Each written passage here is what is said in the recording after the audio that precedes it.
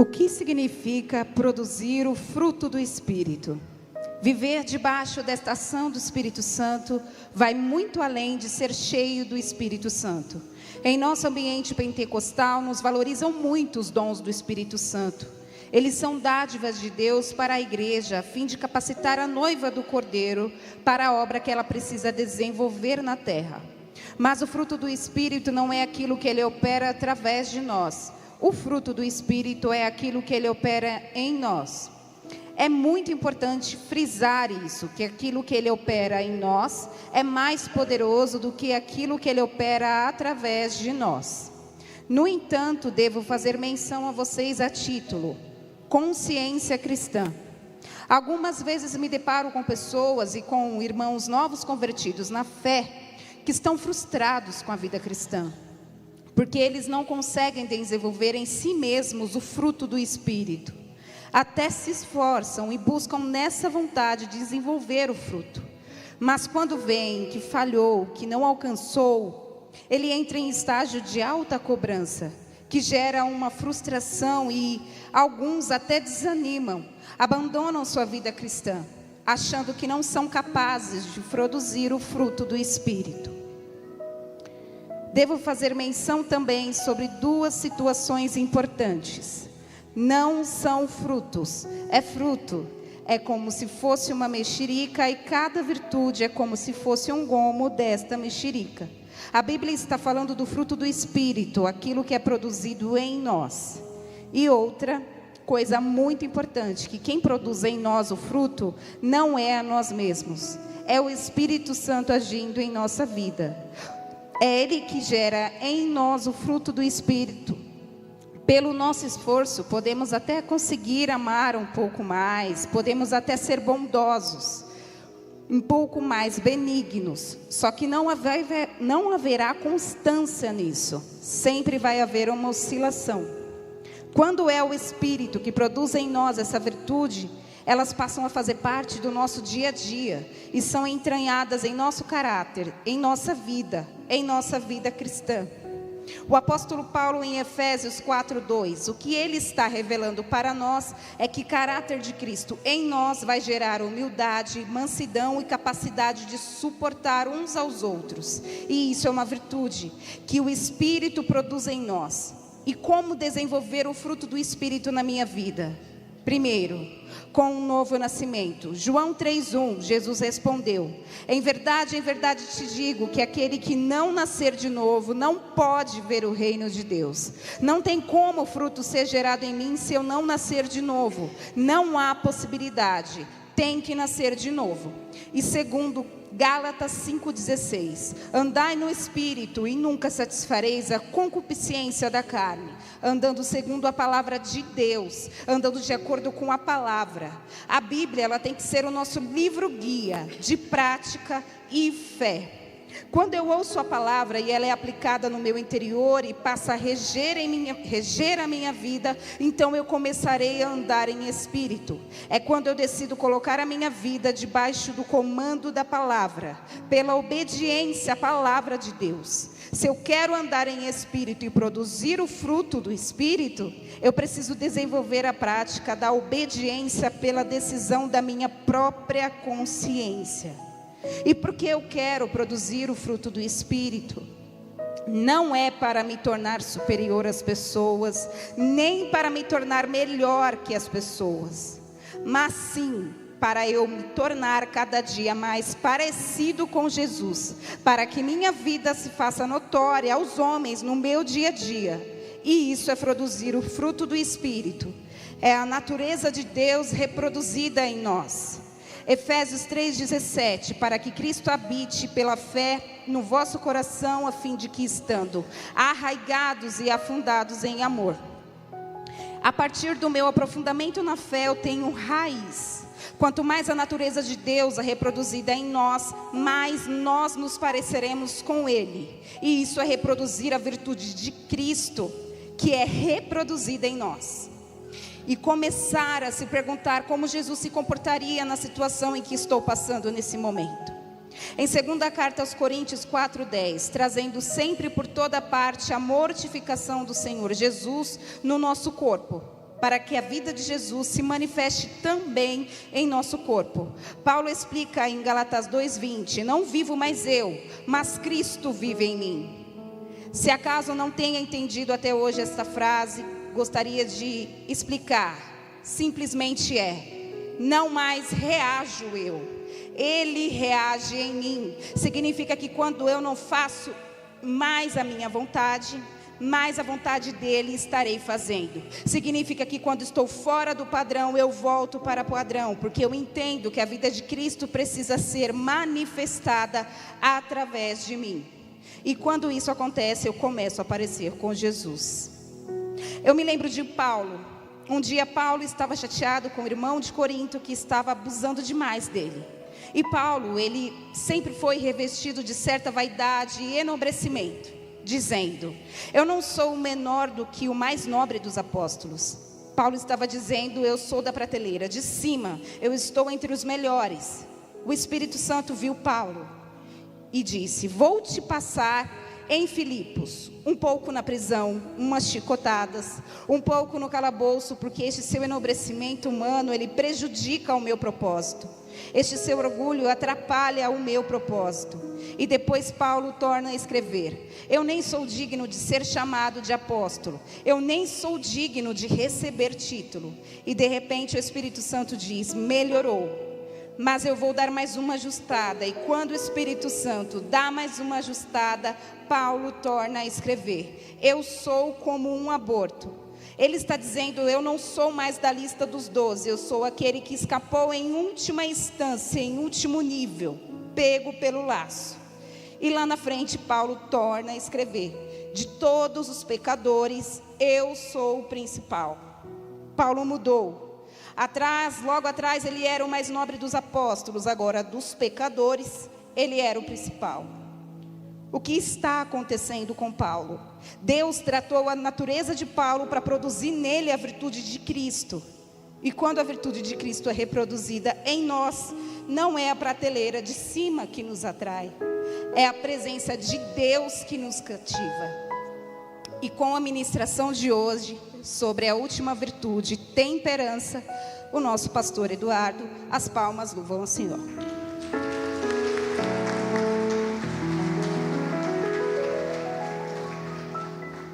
Meus irmãos, a paz do Senhor mais uma vez. A gente passou alguns domingos aqui falando dessas riquezas que foi uma escola, uma aula, um período tão importante para as nossas vidas, não só para a igreja, mas para nós também pastores. A gente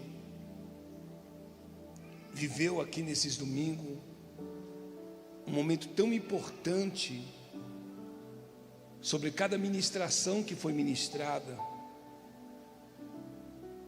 cada palavra que foi entoada pela vida do pastor Edivaldo, pela vida do pastor Eli, pela minha vida.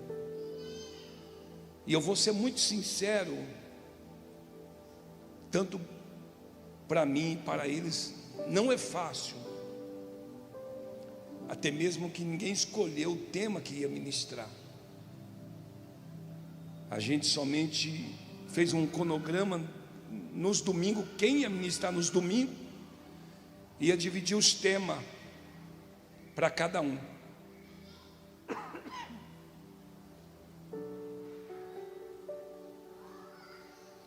E hoje, com um tema que eu falo que é um tema que fala comigo e eu acredito que vai falar comigo, até mesmo porque é uma das coisas que eu sempre peço para Deus. Como eu disse para você, a gente temos o Espírito Santo, temos Deus, cremos na palavra, mas somos ser humano.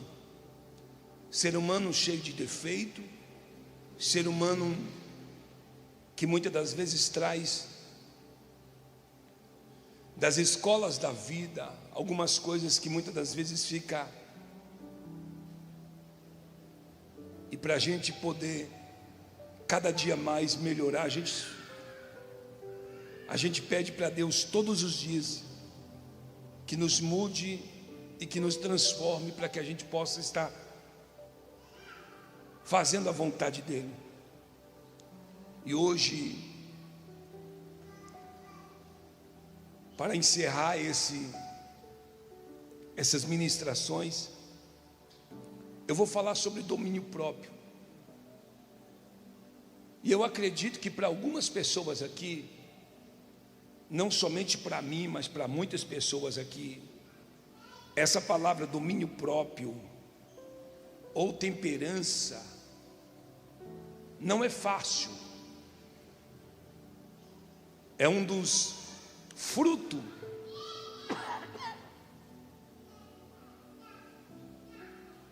que mais fala com você, o que mais mexe com você. E como a gente veio de várias ministrações explicando a cada tema, amor, alegria, longanimidade, benignidade, bondade, fé, mansidão, domínio próprio. Eu acredito que quando Paulo escreve lá na carta de Gálatas, eu acredito que ele coloca domínio próprio já em um pensamento de Paulo. Porque se a pessoa tem amor, se a pessoa tem alegria, se a pessoa atribui isso para a sua vida, temperança ou benignidade, bondade, fé, quando Paulo escreve, ele põe domínio próprio.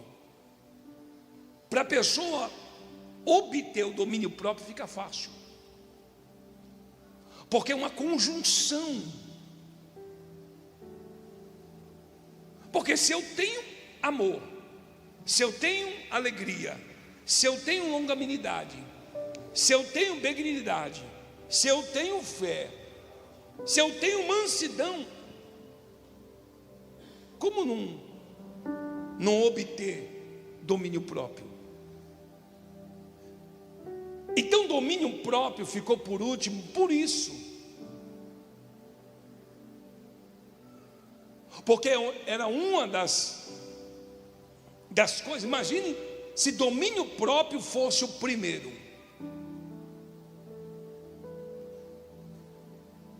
Eu acredito que cada um aqui dizendo assim, para mim não vai ser fácil. Mas quando ele escreve, eu tenho certeza que quando ele coloca lá domínio próprio, ele já está enxergando, dizendo assim: se tudo isso você já atribuiu para a tua vida, todos esses elementos, para você ter domínio próprio, não se tornará difícil. Se torna difícil se você não tem e não atribui na tua vida esses elementos.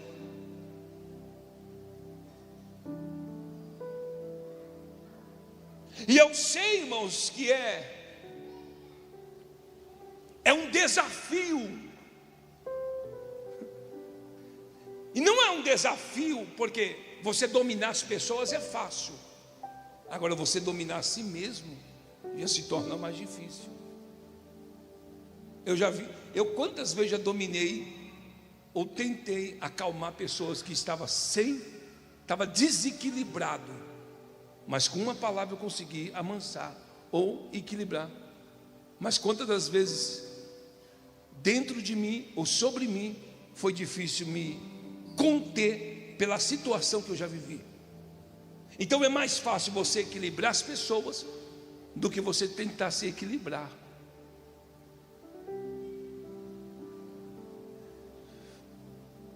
Só que a gente temos que entender que quando a gente fala sobre domínio próprio, há algo muito importante em nossa vida que a gente temos que ter para nossas vidas. E são coisas que muitas das vezes a gente abre mão e acaba perdendo. E são coisas que vai fazer você conseguir ter o domínio próprio. Diga o que, pastor? Diga novamente, o que, pastor?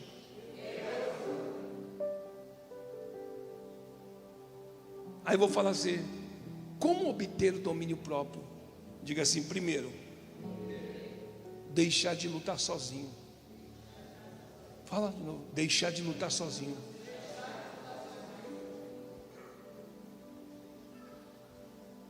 A gente temos que orar todos os dias para a nossa vida, deixar que o Espírito Santo ele nos move, ou nos molde.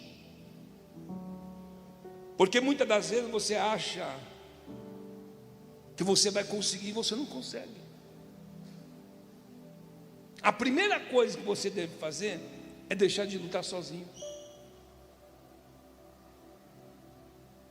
Porque tem coisas que é obra do Espírito. Você não vai conseguir se você não pedir ajuda para o Espírito Santo. A segunda coisa é pedir ajuda para Ele.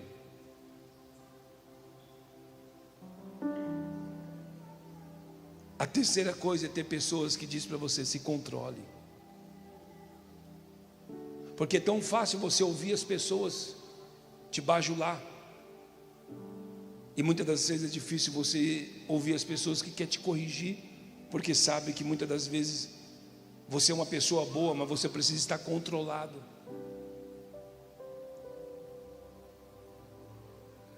E tem hora que a gente não quer essas pessoas que nos confronta e que nos mostra o nosso erro,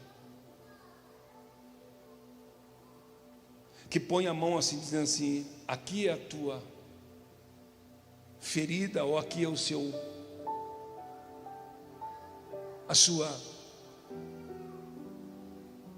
o seu machucado.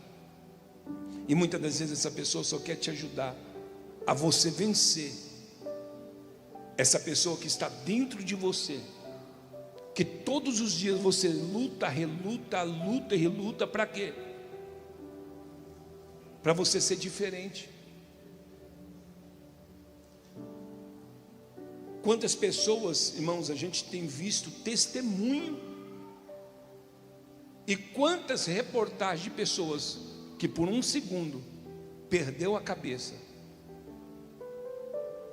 e causou um estrago na vida, porque não teve domínio próprio.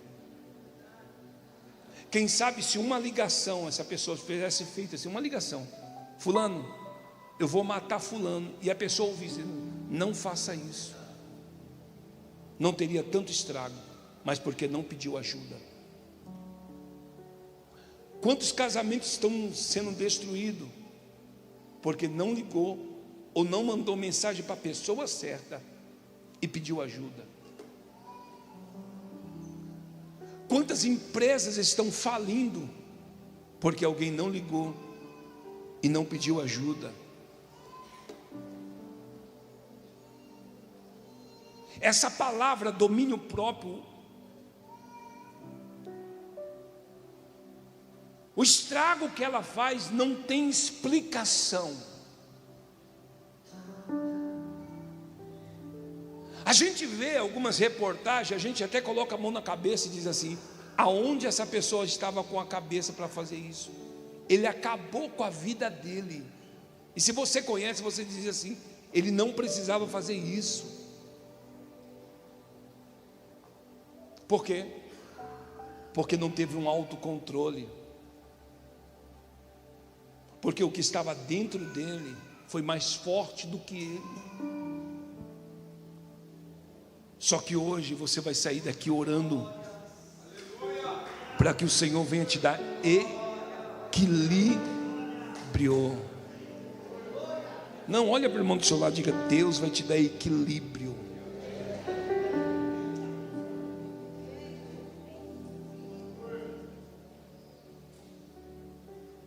Todos nós precisamos de pessoas que nos dêem um chacoalhão.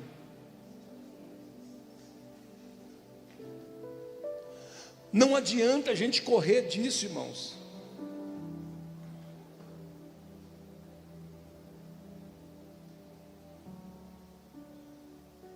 Você vê que o membro mais pequeno da nossa vida, é o membro mais pequeno da nossa vida, é o que pode destruir. Que eu digo que é um dos membros mais pequenos, que é a língua. Imagine se você consegue controlar a sua língua.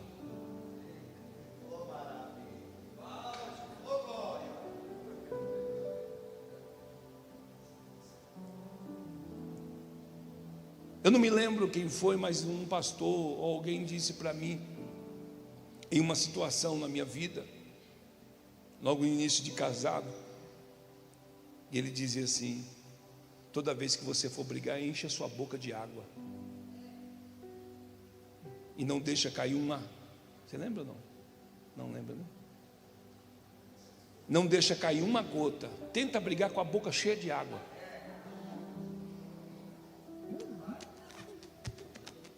Está ficando doido. Porque assim você consegue controlar.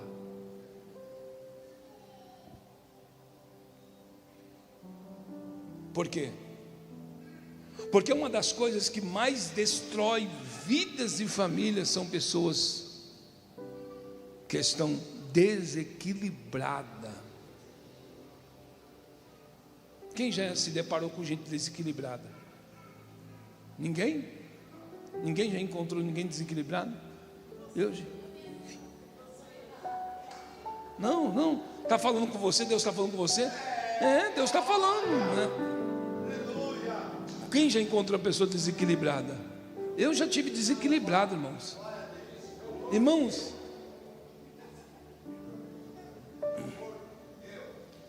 pronto. Se levanta aí. Olha para a igreja, fala: eu. Tem. Fala aí.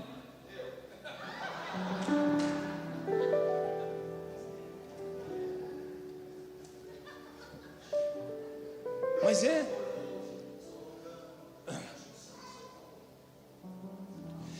Então, irmãos,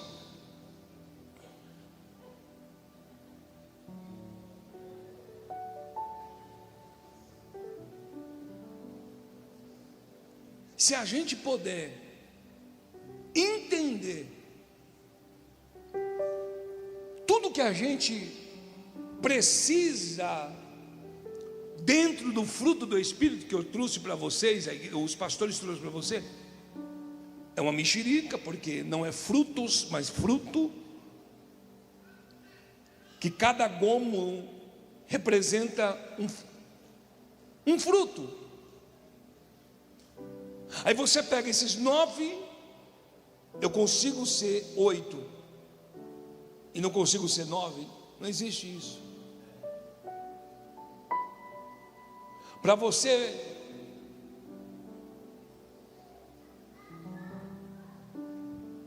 que tem o fruto do Espírito, é por isso que é fruto, não é frutos, mas você que tem o fruto do Espírito, nessas 9 qualidades, não tem como ter 8, porque não tem como sair água doce como água salgada da mesma fonte.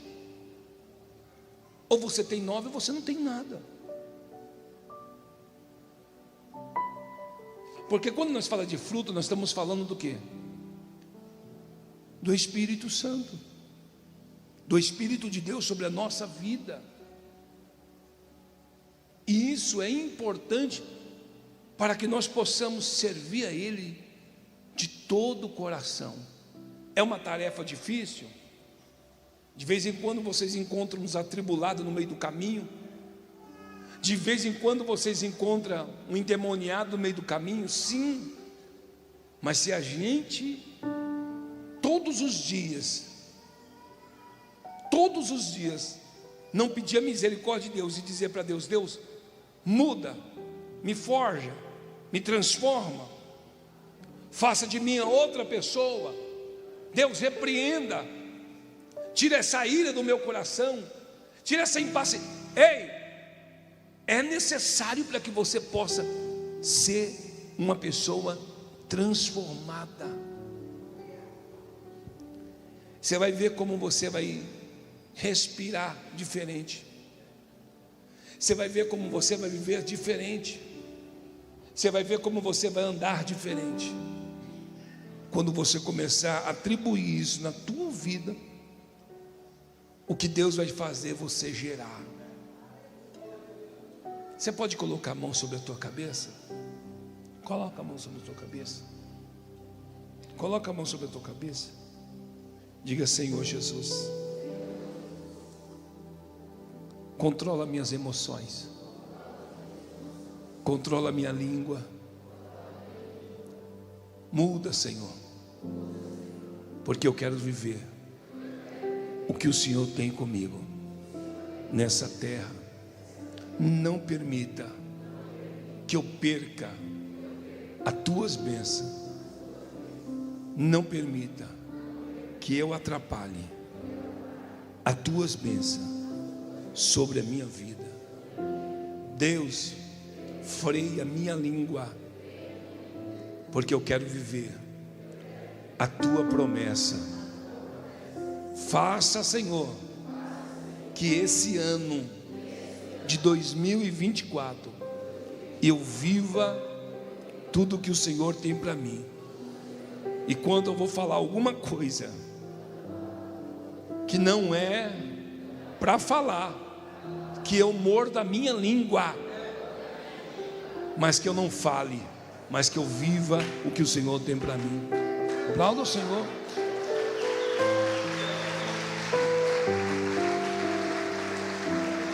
Domínio próprio. Domínio. Quem consegue dominar a sua língua? É eu ou você? Vou perguntar de novo: quem consegue dominar a sua língua? É eu ou você? É você. Deus não consegue, irmão. O vizinho não consegue. Eu consigo te controlar, mas dominar é você. Então diga assim: a partir de hoje, eu vou dominar aquilo que quer me destruir. Pega essa palavra, acabou.